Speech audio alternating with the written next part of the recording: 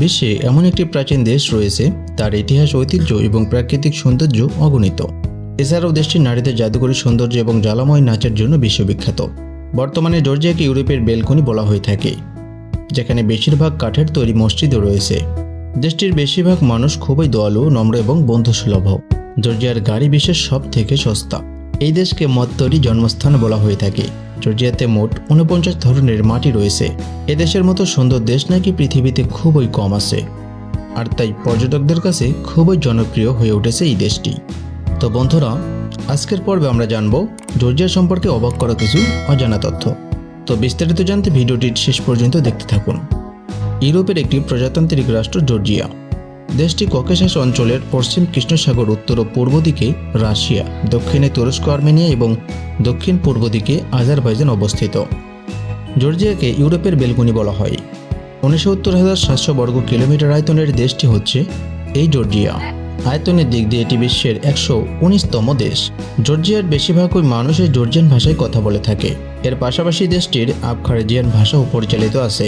দেশটিতে প্রায় ৮৯% খ্রিস্টান এবং ১১% মানুষ ইসলাম ধর্মের অনুসারী। জর্জিয়ার মোট জনসংখ্যা ৪ মিলিয়ন। তিবলিসি দেশটির বৃহত্তম শহর এবং রাজধানী। জর্জিয়ার দ্বিতীয় বৃহত্তম নগর হচ্ছে বাটুমি। দেশটির একমাত্র সমুদ্র বন্দর এখানে অবস্থিত। অর্ধেকেরও বেশি দেশের জনসংখ্যা শহরে বসবাস করে। এর রাজধানী তিবলিস খ্রিস্ট জন্মের ৪,০০০ বছর পূর্বে হতে সমৃদ্ধ নগর হিসেবে খ্যাতি অর্জন করে আসছে।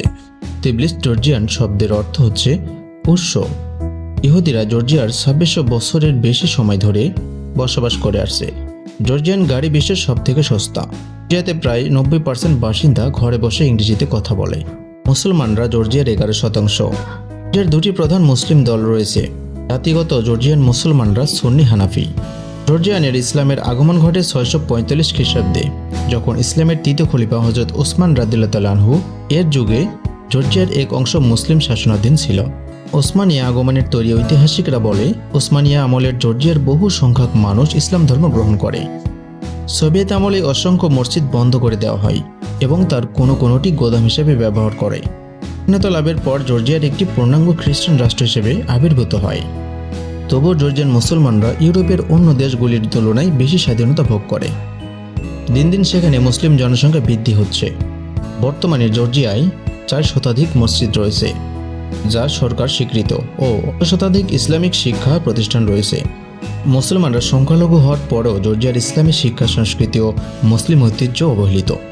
দেশটির রাতের অন্ধকারে এসব পাহাড়ের চূড়ায় ভেড়ার লোমের মতো থোকায় থোকায় সাদা তুষার জমে থাকে।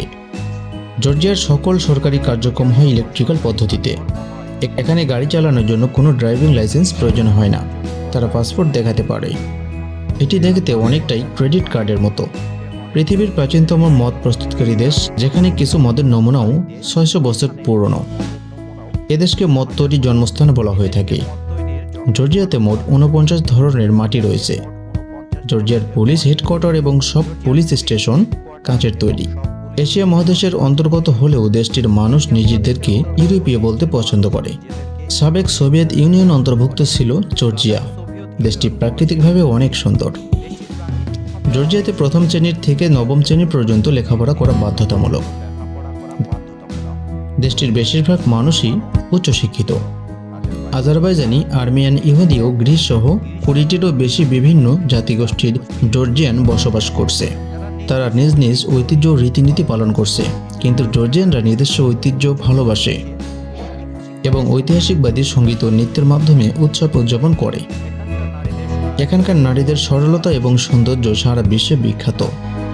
দর্শনীয় প্রাকৃতিক সৌন্দর্য এবং রঙিন বৈশিষ্ট্য সহ প্রাচীন রাজ্যটি পর্যটকদের জন্য খুবই জনপ্রিয়। পর্যটকদের একটি বড় অংশ তাদের সুন্দর। সবসময় রাজধানী তিবলিসিতে তারা সময় কাটাতে আসে। নিজেদের ঐতিহাসিকবাদী পোশাক পরে এবং জর্জিয়ার লোক উৎসব এক মনোমুগ্ধকর দৃশ্য। বিদেশিদের প্রতি তাদের আন্তরিক সত্য অতুলনীয়।